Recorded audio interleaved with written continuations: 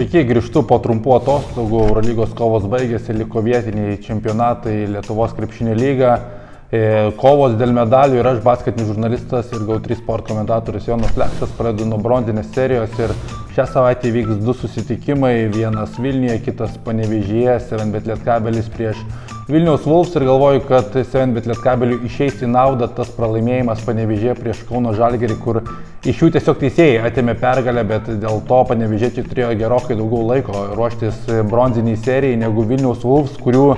daugelis žaidėjų neaišku, kokios yra būklės, Taylorui yra sutrenktos smegenys, neaišku, kiek jisai galės padėti komandai ir iš viso galės padėti. Sulimonas žaidė per skausmus, dar keli žaidėjai, tikrai ir Bruksas jau prarastas visam sezonui, likę kiti žaidėjai tikrai neatsistatė pilnai ir manau, kad fizinių jėgų pranašumas yra Lietkabelio pusėje, kuris yra labai svarbus jiems, kadangi ten yra veteranų komanda ir jie žino, kaip žaisti bronzinės serijas. Manau, kad čia bus esminis pranašumas, plus Wolves vidinės motyvacijos tikrai reikės rasti ir pirmiausia atsistatyti po tokio apmaudos pralaimėjimo pusfinalyje. Jų planas buvo titulas, to plano tikrai nepavyks jau šį sezoną pasiekti, tad manau, kad jau per pirmąją savaitę panevėžiečiai smūgios taip stipriai, kad prieš kitą savaitę turės pranašumą 2-0 serijoje iki 3 pergalių.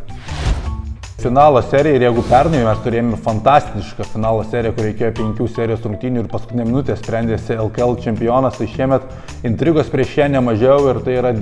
pirmiausia dėl nekokių smagiausių priežasčių. Keenanas Evansas vėl patyrė sunkią traumą, jo finale tikrai nebus ir skirtumas nuo pernai tai, kad Žalgiris net neturi kuo pakeisti Keenano Evanso finalinėje stadijoje patirta trauma, tikrai turėjo šokiruoti viso komandą ir didelis klausimas, kaip jausis žaidėjai, iš arti matė šitą nelaimę žalgiriečiai. Ant popieriaus žaidėjo prie žaidėjo imant vis tiek už rytą atrodo pranašesni, bet reikia suprasti, kad visas Žalgirio mechanizmas keičiasi, kai nėra Keenano Evanso, nebėra kito tokio žmogaus, kuris vienas pats spręstų atakas ir individualiai stipriausias žaidėjas šioje serijoje dabar jau yra Ryto pusėje Markusas Fosteris.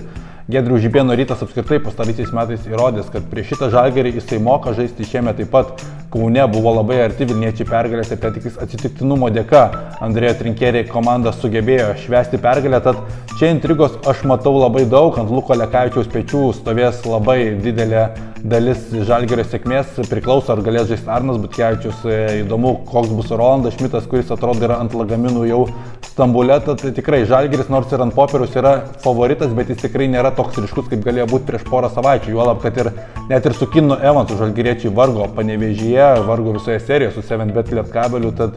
milžiniškos persvaros nematau, bet faktas, kad ir Rytui reikia gerinti savo žaidimą, jeigu žais taip kaip prieš Wolves, jie tikrai neturės šansų prieš Žalgirį net ir nukraujavusi, tad mano prognozė, kad Žalgiris iškovos pergalę Kaune, Rytas atsirevanšuos Vilniuje ir kitą savaitę eisime prie rezultato 1-1.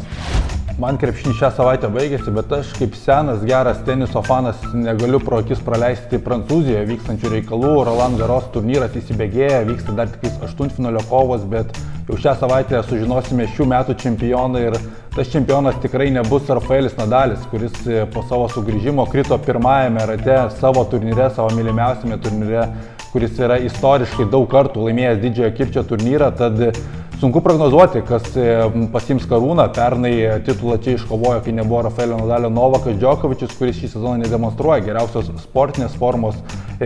Kita vertus yra kitų labai didelių konkurentų Džokovičių, Janikas Sineris žaidžia fantastišką sezoną, yra naujas karalius Karlasas Alcarazas, žiūrint iš ispanų pusės, yra Cicipasas, yra labai daug, Kasperas Rudas, kuris metė iššūkį Novakui Džokovičiui Monte Carle, tad prognozuoti labai sunku, bet pabandysiu nuprognozuoti, ką matysime finale ir aš matau, kad Novakas Džokovičius turėtų kažkaip atsiridenti iki to Roland Garroso finalo, vis dėlto čia viskas lemia psichologiškai daug, Džokovičius yra įrodęs, kad tokie scenoje atrodo geriausiai, o kitoje pusėje tikiu, kad Karlasas Alcarazas sugebės praeiti pusfinalyje grėsinčią Janiko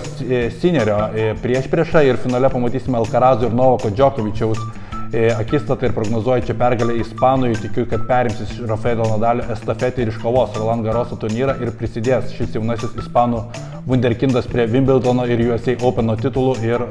titulo Roland Garrose. Nu ką, iki 2000 subscriberių trūksta labai nedaug, tai nepamirškite subscribinti, kas dar to nedarot ir iki kitų kartų.